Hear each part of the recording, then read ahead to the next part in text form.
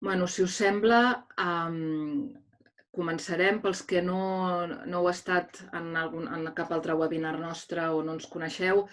Jo soc Judit Hidalgo, directora d'Actua Empresa, i us donem la benvinguda en aquests webinars, en els quals el que pretenem és, a part de que estem en una situació complicada per totes les empreses i professionals, però pensem que, a part d'atendre l'emergència i a part de, evidentment, tots estar mirant com sobrepassar aquesta situació, pensem que també és un bon moment per poder reflexionar, per poder pensar en les estratègies empresarials i, per què no, poder estar disponible per petites píldores de coneixement que ens facin reflexionar sobre com créixer tant com a empresa com igual com a professionals. Tenim avui el plaer i agraïm moltíssim a la participació d'en Jordi Marín. En Jordi Marín sempre ha estat molt vinculat amb Actua i, pels que no el coneixeu, és un professional especialista ja des de fa molts anys en temes de digitalització d'empresa i en estratègia empresarial. Va estar molts anys al capdavant de Microsoft en Catalunya. Teniu el seu currículum, és molt extens, ara no m'entretindré a repassar-lo, però sí que és realment un honor que tingui aquest vincle amb Andorra i que pugui participar avui, dedicar una estona del seu temps a passar-nos el seu coneixement, que de ben segur serà de molta utilitat per tots. Ja us dic, tant a nivell empresarial com a nivell professional i, per què no, també a nivell personal. Simplement una mica el funcionament del webinar com anirà. El Jordi ens farà la seva exposició. Llavors, al final, podreu fer preguntes. Les preguntes han de ser per escrit. Veureu, hi ha un apartat a baix de preguntes i respostes, o sigui, no feu servir el xat, feu servir la part de preguntes i respostes, i llavors jo se les llegiré perquè les acumularem a les que siguin comunes i llavors li comentaré al Jordi. D'acord? Recordeu, en el panell de baix de la pantalla, preguntes i respostes, podeu anar posant les preguntes i al final de la conferència li comentarem al Jordi. Doncs res més, ja dono la paraula al Jordi. Moltíssimes gràcies per la vostra participació. Molt bé, Judit. Moltes gràcies per invitar-me. No sé si se'm veu, se'm sent? Sí. Sí? Se'm veu, se'm sent? Hola, bon dia. Sí, perfecte. Perfecte, perfecte. Perdoneu, és que veia una mica congelada algunes imatges i no tenia clar si estava... Bueno, bon dia i gràcies per invitar-me. Una mica en la línia del que deia la Judit, intentaré de manera breu donar alguns flaixos, algunes pinzellades en aquests moments difícils que ens ha tocat viure, però una mica en la línia del que deia la Judit. Crec que són moments importants a l'atzucac en el que estem vivint, moments importants per també pensar què hem de fer ara i què hem de fer després en aquesta línia. Em centraré molt en la part de la transformació digital i després, al final, també vull donar alguna pinzellada del que jo li dic crea la teva fórmula de negoci, crea com pots anar més enllà en aquests moments. Us compartiré una estoneta a la pantalla i suposo que, per tant, es deixarà de veure, però em sentireu bé. I després entrem en la fase més de preguntes i respostes. Jo crec que ara ja es deu veure la pantalla. A veure si es posa en mode presentació. Perfecte. Més enllà del meu currículum, que ja la Judit l'ha parlat. He posat aquesta transparència, la utilitzem, o jo la utilitzo des de, jo diria, ja fa 6 o 7 anys, i ara encara és de més actualitat. Aquesta transparència sempre la posàvem per dir el món està a punt de canviar o canviarà i el món serà digital, serà digital. I posàvem aquí, en aquesta transparència, molts dels elements que ja podem veure i molts d'aquests elements treballaven sota la digitalització amb els paràmetres tecnològics com a drivers del canvi i en molts d'ells també amb la distància.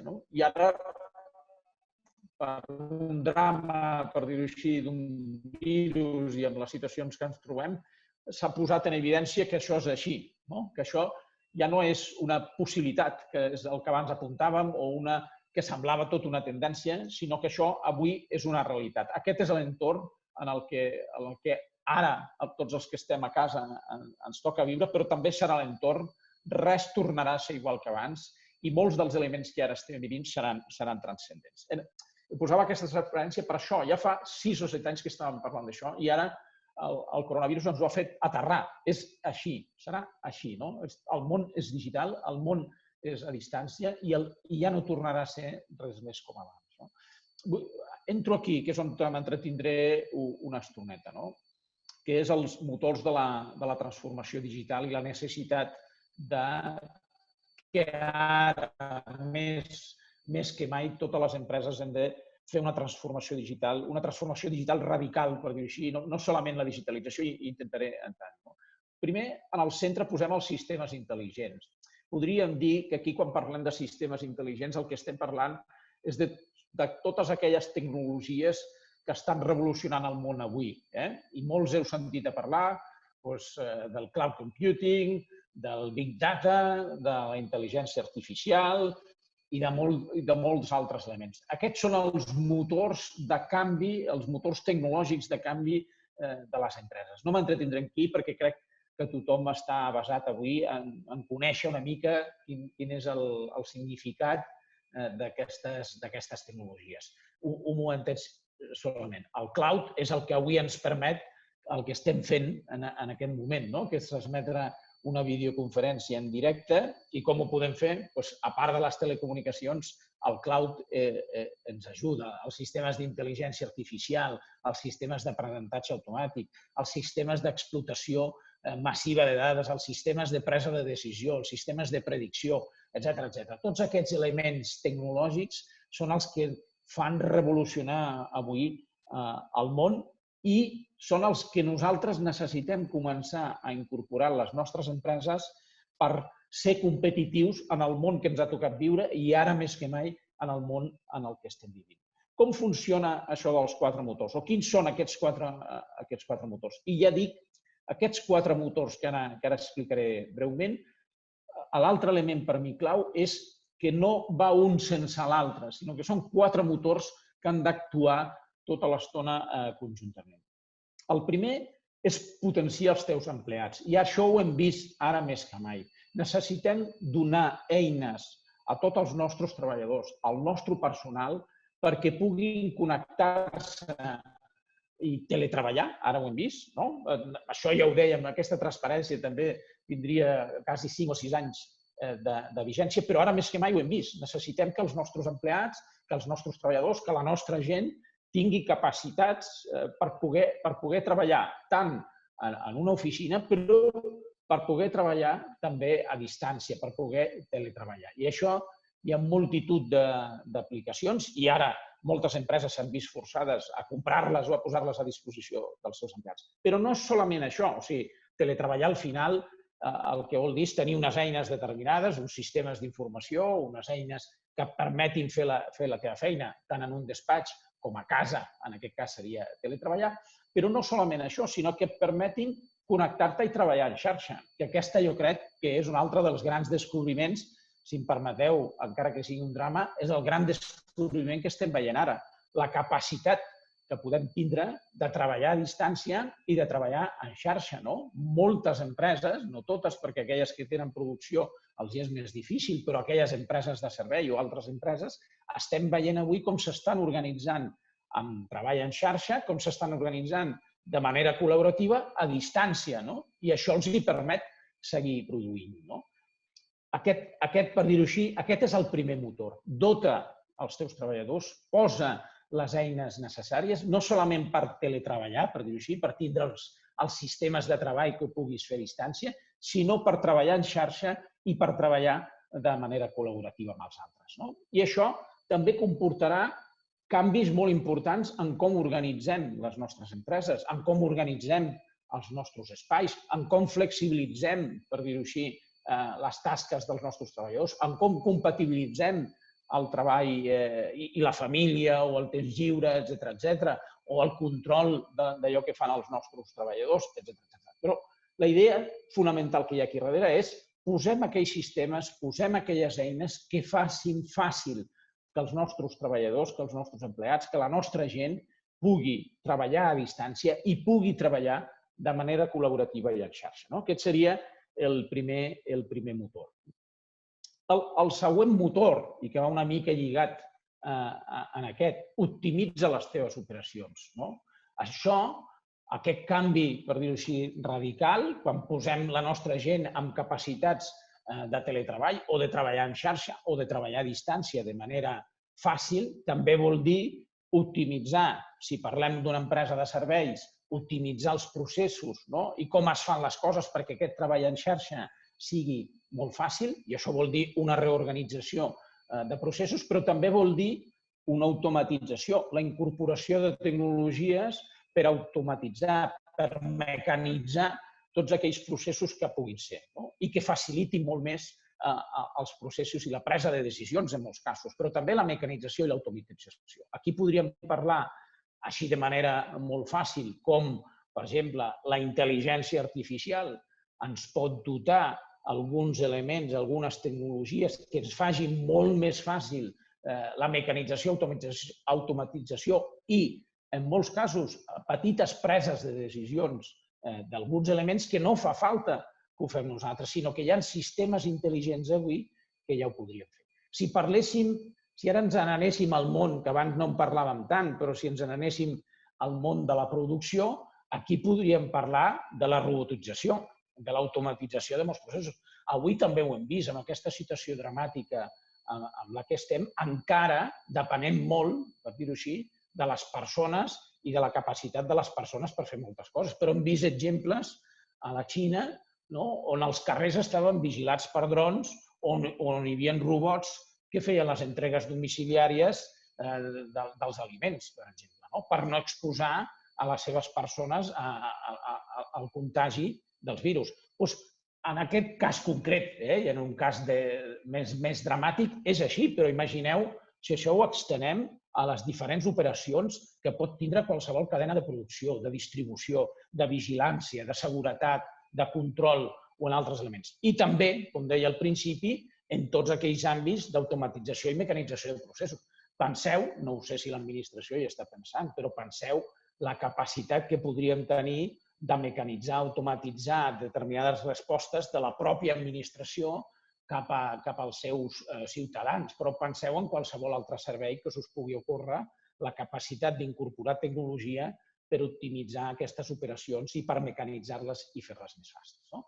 Podríem dir que aquest cantó d'aquí seria la part més interna, com potenciem els nostres treballadors, com els dotem d'eines perquè puguin treballar de manera més fàcil, més ràpida, més òptima, més còmoda, més flexible, com els dotem d'eines perquè puguin treballar en xarxa i de manera col·laborativa més fàcil. I l'altre element que ha d'acompanyar tot aquest procés des del punt de vista intern és l'optimització, la mecanització, l'automatització i la incorporació d'eines i sistemes intel·ligents que optimitzin les teves operacions, que facin molt més fàcil, més automàtiques i de manera inclús pelet més intel·ligents les teves operacions des del punt de vista de processos, des del punt de vista de tipologia de serveis o des del punt de vista de producció. Aquí és on ficaríem tota la indústria 4.0, etcètera. Mecanització, robotització, incorporació d'intel·ligència artificial en les operacions, etcètera. Aquest seria, dir-ho així, la vessant més interna. Si ens n'anem una mica cap a la vessant més externa, un altre seria aquest element que jo crec que és una altra de les claus del que estem vivint avui, que és la connexió amb els teus clients. Amb els teus clients, fins ara, el sistema tradicional, inclús molts de vosaltres, segur, moltes empreses ja heu incorporat, sistemes webs o sistemes d'e-commerce o altres tipus de sistemes, diria d'això. El primer que hem de fer segurament és que tot això funcioni i que sigui usable, que sigui fàcil, etcètera. Però aquí la idea és anar una miqueta més enllà. Cada vegada més, i ara també de forma dramàtica ens ha tocat viure, l'entorn és canviant, els nostres clients canvien, les formes de vida d'aquests clients canvien, com treballen, com no treballen, quina flexibilitat tenen, quin tipus de compra fan, etcètera. Per tant, necessitem no solament atendre els nostres clients, que també, i aquí, connectant abans amb el que dèiem d'operacions podem connectar molts elements que facilitin aquesta atenció al client de manera més òptima, més operativa, més mecanitzada. Per exemple, els famosos chatbots que poden respondre a preguntes freqüents i aprenen amb la interacció amb el nostre client. Això ja és un pas en aquesta transformació. Això seria el primer pas en aquesta atenció. Però jo vull anar una miqueta més enllà, que és jo necessito connectar amb el meu client. El món és tan canviant i els clients són tan canviants. Les situacions, com hem pogut veure, són tan canviants que necessito estar connectat amb aquest client. Necessito saber aquest client quasi com viu, com respira, què fa, etc. Per tant, necessito buscar fórmules que em diguin aquest client com canvia per jo tenir capacitat de reaccionar i d'adaptar-me a aquest client i de donar respostes quasi personalitzades al que necessita en cada moment aquest client. I això es pot fer a través de molts sistemes d'aquest tipus d'intel·ligents que jo deia o d'aquestes tecnologies que deia. En primer lloc, el que necessito saber és que aquest client m'aporti dades, conèixer aquest client, m'aporti dades del que fa, del que compra, del com viu, de quin és el seu dia a dia, dels seus horaris. Tinc que conèixer aquest client. Per tant, necessito aquestes dades. A partir d'aquestes dades, jo puc extreure patrons, puc extreure maneres de fer, puc extreure diferents elements que em permetin connectar i personalitzar molt més. Sistemes, i no vull entrar en moltes tecnologies i en molt detall de tecnologies, però aquí una de les grans tecnologies que segur que coneixeu tots són els CRMs, el que és el Customer Relationship Management, o sigui, com jo puc traçar el meu client i ser molt més proactiu amb el meu client. Crec que és l'altra paraula. Una paraula clau és la personalització, com jo m'adapto a aquest client i personalitzo els serveis i a mesura que va canviant, no és estàtic això, sinó a mesura que va canviant, jo vaig adaptant els serveis a aquest client a mesura que va canviant. I l'altre ho puc fer de manera proactiva, de manera propositiva. Tots coneixem l'exemple clàssic que tots el vivim i ara el vivim segurament més, que és el d'Amazon, que moltes vegades quan entro a Amazon ja m'està proposant coses que penso, ostres, i com ho sap, que ara necessito això, o que estava buscant o fent una recerca sobre això. Aquí darrere hi ha aquests sistemes intel·ligents que estan veient de manera proactiva què és el que jo estic fent i ja m'estan proposant allò que pensen que jo puc necessitar o allò que pensen que jo estic buscant. Aquesta seria la idea. Connecta amb el teu client. No solament dóna-li atenció, dóna-li servei, que ja és un pas, i ho hem fet a través de les webs, a través d'algunes apps, o a través de l'e-commerce, o a través, potser ja hem posat alguns chatbots, etc. Això ja és un primer pas, sinó extrau les dades d'aquest client, coneix molt millor aquest client, coneix-el des de tots els punts de vista, de manera de 360 graus, i connecta amb ell, personalitza els serveis, canvia, sigues flexible, sigues proactiu amb ells. Les empreses que siguin capaces d'això fidelitzaran molt més el seu client que un altre que simplement li dona un bon servei o una bona atenció. Si jo soc capaç de personalitzar o de ser proactiu amb tu, segurament jo estaré molt més enganxat, seré molt més fan, que és una altra paraula que també s'utilitza, seré més fan d'aquell servei o d'aquella empresa o d'aquella indústria. Aquest seria un altre element clau. Si agafem aquests tres elements, i moltes vegades, permeteu-me, també es comet l'error de començar pel client, quan potser les nostres estructures no estan del tot prou preparades. Moltes vegades penseu que això de connectar amb el meu client i personalitzar, millorar, etc., requereix internament una operativa que ha d'estar resolta. Hem d'haver optimitzat les operacions al màxim per poder fer això i respondre de manera adaptativa. Hem d'haver potenciat els nostres empleats perquè puguin donar aquest servei de manera eficient, personalitzada i molt millor. Hem d'engrescar-los també perquè això requerirà segurament unes noves capacitats. Per tant, aquests tres elements són fonamentals i jo diria que el primer pas és la part interna per estar preparats per després connectar-nos amb els. I el següent pas fonamental, i és, podríem dir, l'últim pas i el pas que va molt més enllà, seria transformar els teus productes i serveis. Una vegada som capaços de potenciar els nostres empleats, hem optimitzat, automatitzat, mecanitzat, robotitzat, eficientat, per dir-ho així, les nostres operacions. Hem sigut capaços de connectar-nos amb els nostres clients, de conèixer-los, de personalitzar, de ser molt més proactius, també hem de ser capaços, amb tot aquest coneixement que estem adquirint i amb la connexió amb el nostre entorn, en començar a intuir i a veure, en transformar els nostres productes i serveis, en començar a generar nous productes i serveis que donin resposta a les necessitats d'aquests clients. El típic exemple, i això és molt manido, però segurament és el típic, és el que diuen l'uberització de molts negocis. Quan va sortir Uber, que era el taxi en modo col·laboratiu i particular, clar, això va fer trontollar un sistema tradicional de transport molt assentat i va funcionar a través de què? D'una plataforma de persones connectades particulars que posaven a disposició els seus cotxes amb unes aplicacions que controlaven per darrere els preus, amb uns serveis que tu podies valorar molt ràpidament, etc. Hi ha molts elements dels que hem anat dient aquí darrere i que han fet transformar radicalment un servei que ja existia. Nosaltres, com a empresa, hem de ser capaços d'avançar en això, hem de ser capaços de trobar l'Uber del nostre negoci. I això se ho podrem fer una mica fent l'anterior, potenciant els empleats, per tant, també donant-los eines, donant-los noves capacitats, optimitzant les nostres operacions o mecanitzant-les i, per tant, alliberant capacitats que puguin pensar en altres coses, no en la mecànica o en l'automatització o en el procés, i connectant amb els nostres clients. Estant connectant amb els nostres clients podrem començar a detectar noves necessitats. I estant connectant amb els nostres empleats podrem començar a pensar en noves maneres d'organitzar-nos per donar nous productes i nous serveis. Jo crec que aquest és el pas bàsic. És el pas final per això. No vulguem començar per aquí. Hem de començar per la resta. I això, com bé us deia abans, ha de funcionar com un motor. Això no són illes. Això forma part d'una estratègia i ha de funcionar com un motor. Anirem per passes, perquè anirem fent.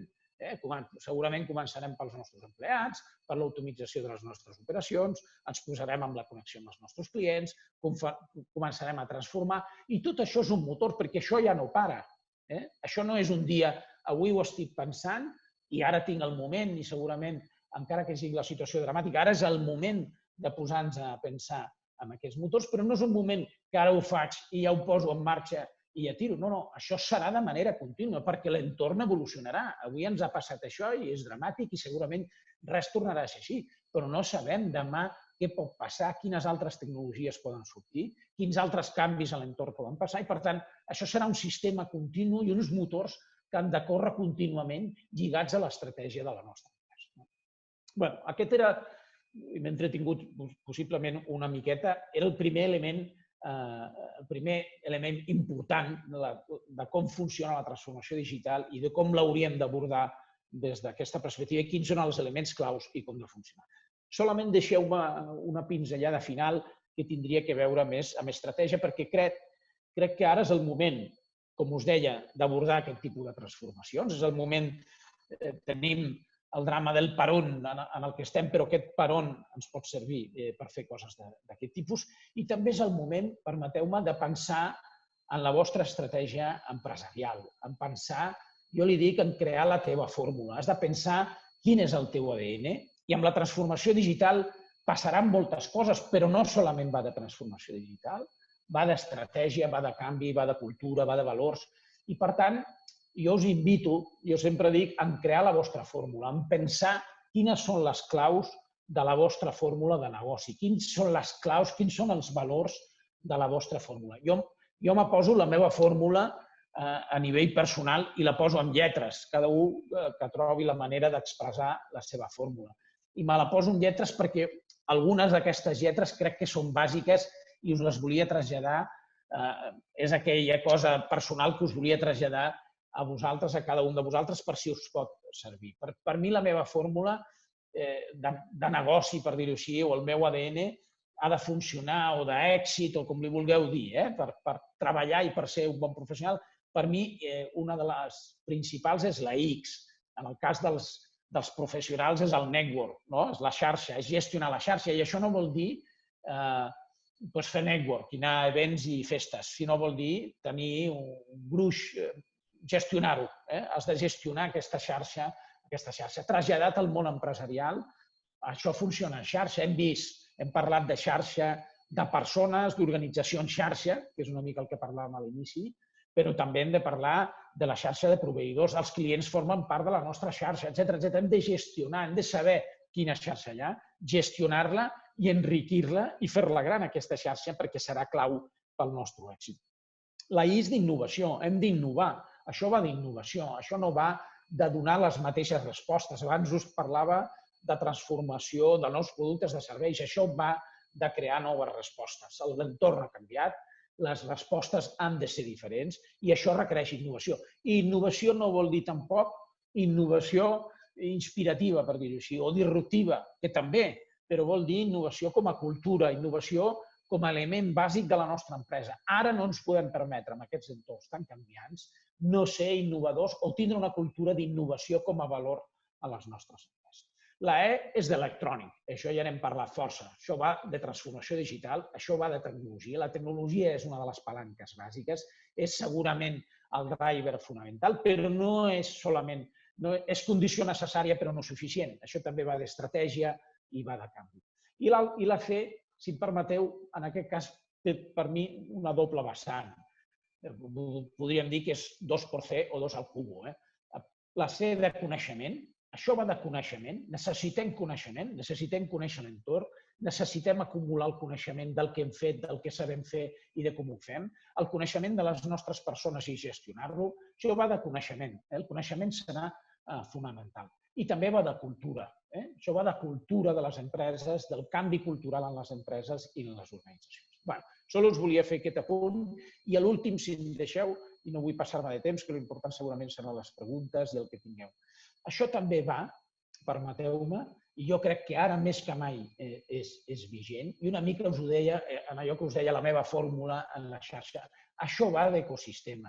De tot això i d'aquest nou entorn en el que estem sotmesos i ara de manera radical, això va d'ecosistema. Això no ens en sortirem sols, tots sols.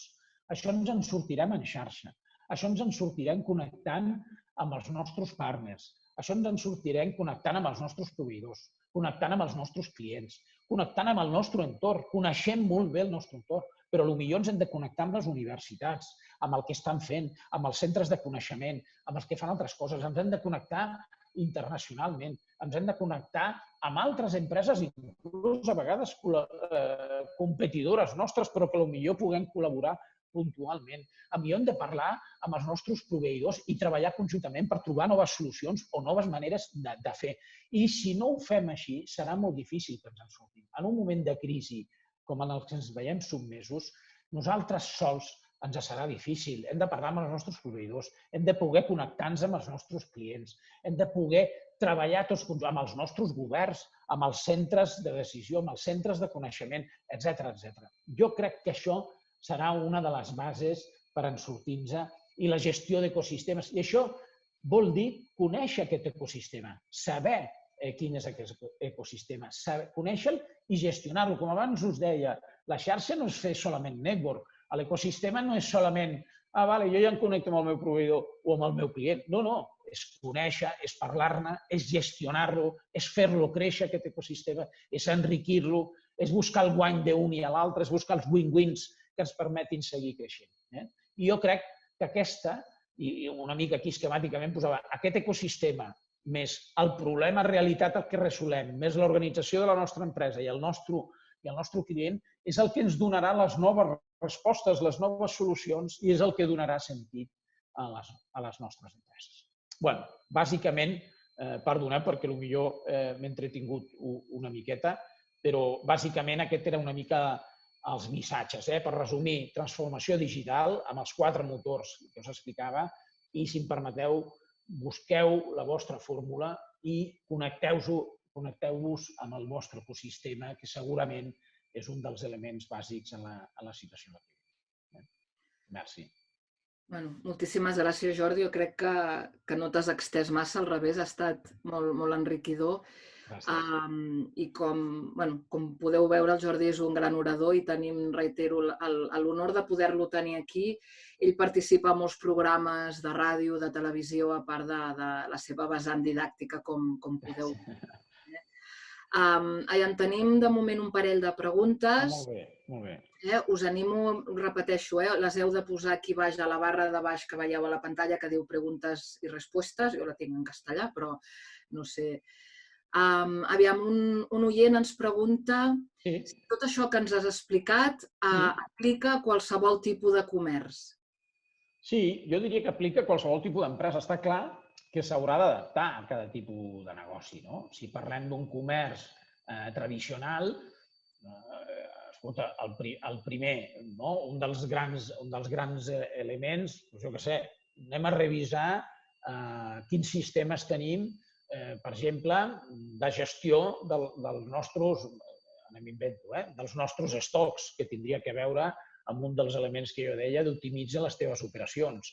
Anem a revisar com estem connectats amb els nostres proveïdors, que tindria que veure amb tota la part interna. Anem a revisar si coneixem bé els nostres clients, si tenim dades dels nostres clients, si els tenim fidelitzats d'alguna manera.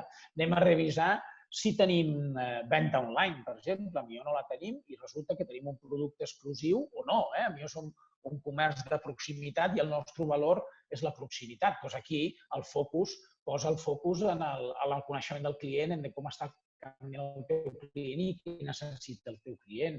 Anem a pensar en aquesta transformació del nostre propi comerç, anem a pensar en el nostre ADN, quin és el nostre ADN d'aquest comerç i com el podem transformar i quin nou tipus de serveis podem afegir-li. I anem a veure si la tecnologia ens ajuda. Com deia abans, no solament és tecnologia, també s'haurà de repensar, d'acord amb el teu ADN, repensar una miqueta aquest entorn i com canviarà. Jo diria que cada una d'aquestes claus, no hi ha una fórmula màgica, tampoc, no és una fórmula que diu, ja està, aplicant això a tots es farà de manera igual. En un comerç serà diferent, en una indústria serà diferent, en un servei professional segurament diferent, però és aplicable a tots ells, a tots ells. Molt bé, merci. Hi ha un parell d'oients que fan la mateixa reflexió i pregunta alhora. Sens dubte, hi ha una transformació digital que passa per l'automatització dels negocis i una mica aquesta reflexió que sí que és cert que se sent a vegades, si aquestes eines no poden fer perdre l'essència més personal entre el client i l'empresa. I la reflexió de si el gruix de la societat està realment preparat per interactuar amb aquestes eines. Jo crec, i mira, jo connecto una miqueta amb la línia del que deia abans, això. La part, i ho he dit a l'inici, la part fonamental o una tendència fonamental en totes les empreses és la personalització. I les eines l'únic que fan és reforçar aquesta capacitat. Si tu tens un negoci que es basa molt en la persona i en la confiança, jo no estic dient de substituir això. Jo no crec que les eines hagin de substituir això.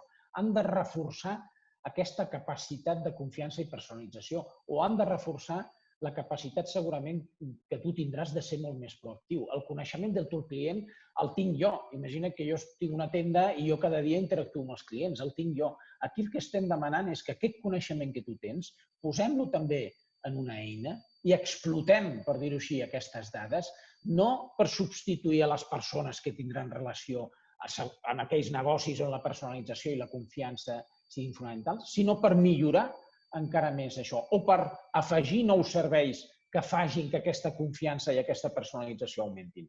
Jo no ho veig. Jo crec que aquest debat, que és clàssic, entre la tecnificació, la digitalització i les persones i l'humà, jo crec que és la inversa. O sigui, la tecnologia ens farà més humans, per dir-ho així. Per què? Perquè pot substituir tots aquells elements més mecànics, automatització, etcètera, aquells més, si em permeteu, més farragosos per les persones i el que ens dotarà és més capacitats a nosaltres per tenir coneixement i per poder, en aquest cas, en aquest client, poder atendre'l millor, tenir més temps. No tindré que fer determinades feines que les està fent una màquina i que les estarà treballant o mecanitzant o automatitzant. Per tant, jo diria que al revés. Aquestes tecnologies el que han de fer és millorar i fer més personal o més confiable encara o buscar inclús nous serveis o noves maneres de donar aquests serveis. I no són substitutius, al revés, potencien, jo crec, la part humana i la part personal. Perfecte. Mira, també tenim 2 o 3 reflexions, preguntes entorn del mateix. Una mica, primer, ens pregunten si transformació digital vol dir només invertir en tecnologia i formació en informàtica i xarxes, però això ho relaciono una mica amb la reflexió de com moltes empreses, quan senten que han de fer un procés de transformació digital, es bloquegen. Una mica ens demanen si ens podries parlar com es podria iniciar aquest procés d'una manera senzilla, amb aquests petits canvis, per trobar aquests quick wins també per sentir-nos còmodes amb el procés. Clar. Jo, permeteu, una mica a la primera part de la pregunta. Això no va solament d'informàtica i telecomunicacions, per entendre's, i xarxes, que també, i que forma part de la... Això va, i hi ha de moltes altres coses, i va de transformació de l'empresa, i una miqueta és el que volia expressar aquí. Jo diria passos importants. Això ha de ser un tema estratègic i una voluntat de transformació i ha d'anar lligat a una estratègia de l'empresa. La reflexió inicial per mi ha de ser el mundo ha cambiado i jo, escolta, en aquest món, d'acord amb el meu ADN, quina és la meva estratègia davant d'això. I part d'aquesta estratègia passarà no solament per la digitalització, que seria la informàtica, les telecomunicacions, etc., sinó per la transformació digital, per la incorporació de la tecnologia dins d'aquesta estratègia. Per tant, per mi el primer pas és estratègia, i això ha de formar part de l'estratègia. I no ha de formar part solament del món dels informàtics, ha de formar part del món dels mànagers, del món dels directius, dels quadres intermits, etc. És una estratègia de l'empresa, ha de formar part del Consell d'Administració, etc. Depèn del volum del que estiguem parlant. Per tant, estratègia. Segon, una vegada tenim aquesta estratègia, comptem amb aquells internament i, si cal, externament, amb aquells que en saben d'aplicar aquesta tecnologia i aquestes tecnologies i aquests sistemes intel·ligents a la nostra estratègia, però tenint clar què és la nostra estratègia. No estan sotmesos, perquè això també ens ha passat molt, i mira que jo vinc d'algunes empreses tecnològiques, però he intentat evitar-ho, que és el tecnòleg t'acaba venent, posem aquesta tecnologia i ja està. No. Ha d'estar al servei de la meva estratègia. Per tant, per això és el primer. El que deies tu, wins ràpids, està clar, hem de tindre una estructura, hem de tenir una estratègia i hem de tenir una estratègia per implementar això. Els 4 motors ens poden servir de guia, i una mica l'ordre és el que us deia jo abans, comencem per la part de dintre, comencem dotant de tecnologies pels nostres empleats, comencem treballant amb les operacions, etc., però tenim clar quina és l'estratègia, cap a on volem anar. I aquest seria ja. I trobem, i és veritat, Judit, el que tu deies, hem d'anar trobant guanys, això serà una estratègia a mig termini, per tant, això no ho farem en un mes, com ens ha passat ara, que de sobte hem tingut que posar teletreball en un mes, però solament hem fet això, no hem fet cap canvi més, ens estem posant. Això requereix una estratègia i és a mig termini. Busquem aquells guanys. Quan posem l'eina que facilita que puguem treballar de manera diferent i de manera col·laborativa amb els nostres empleats, flexibilitzem, per exemple, els horaris o la compatibilització de vida familiar i laboral. Veuràs tu que els nostres empleats segurament estaran molt més contents i molt més engrescats en fer això.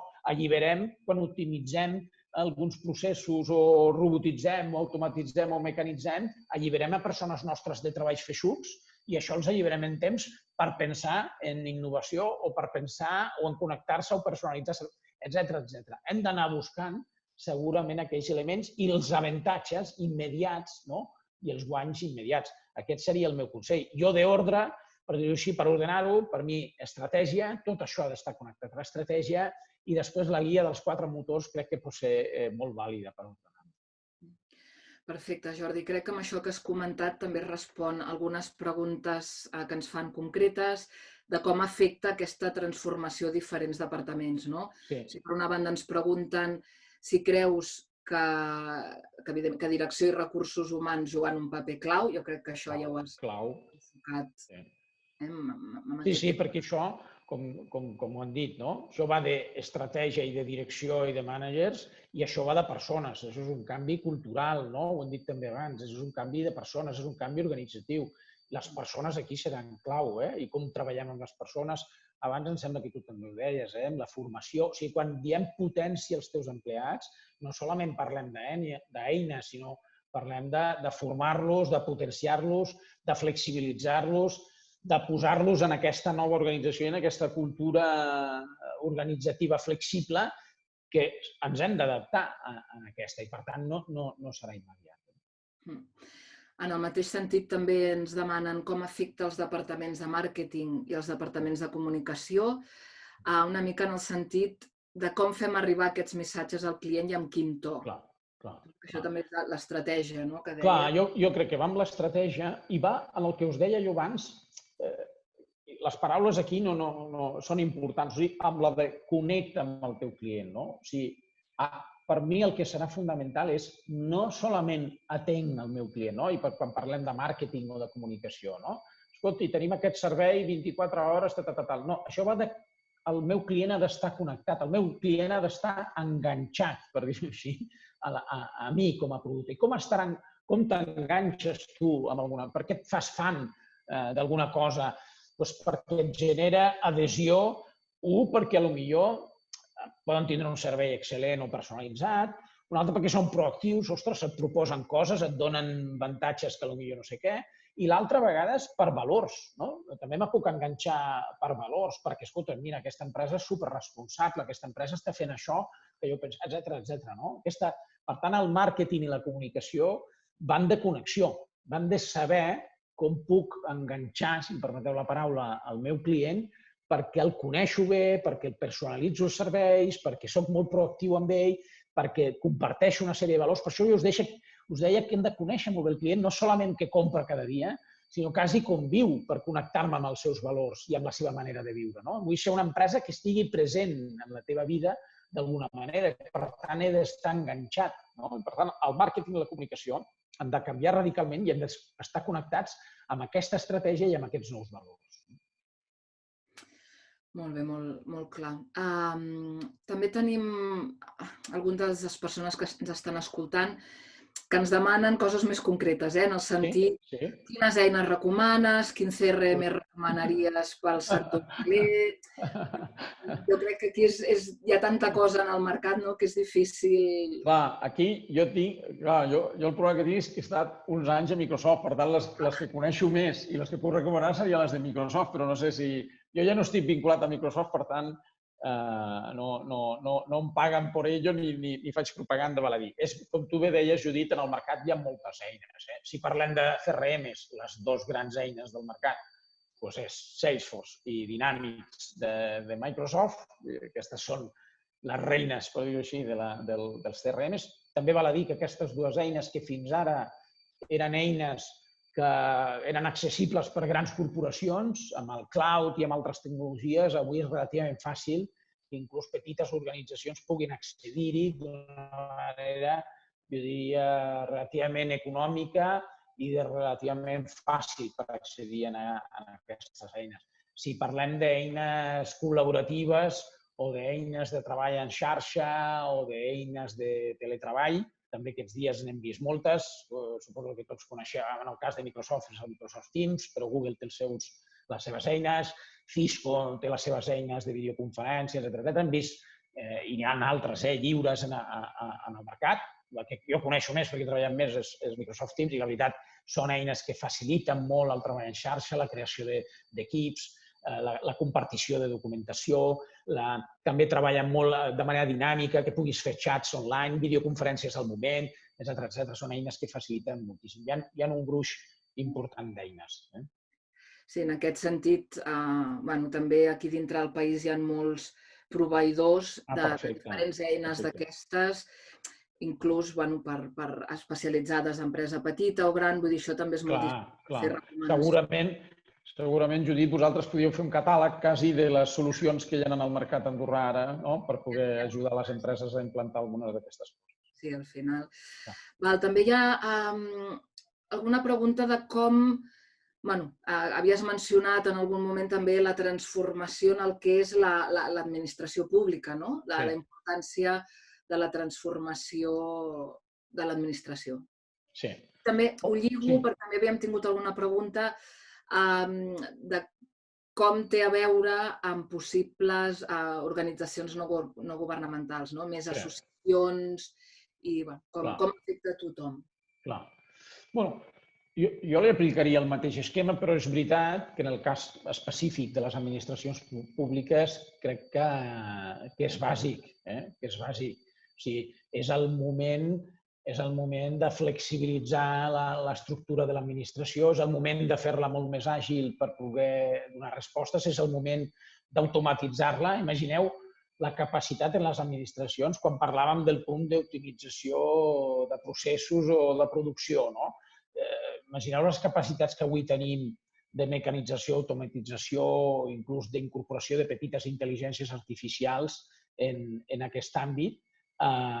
Imagineu quan en una administració on els processos són molt regulats i molt mecànics. Imagineu la capacitat que tindríem d'incorporar tecnologies d'aquest tipus dins de les pròpies administracions, alliberar un gruix de funcionaris i de personal de la pròpia administració d'aquesta tasca més mecànica i de tramitació, si em permeteu, i posar-los al servei proactiu, per dir-ho així, actiu i personal del ciutadà amb tasques més importants a nivell de valors i de valorització de la seva feina i de les seves capacitats, dels grans professionals que normalment hi ha a les administracions.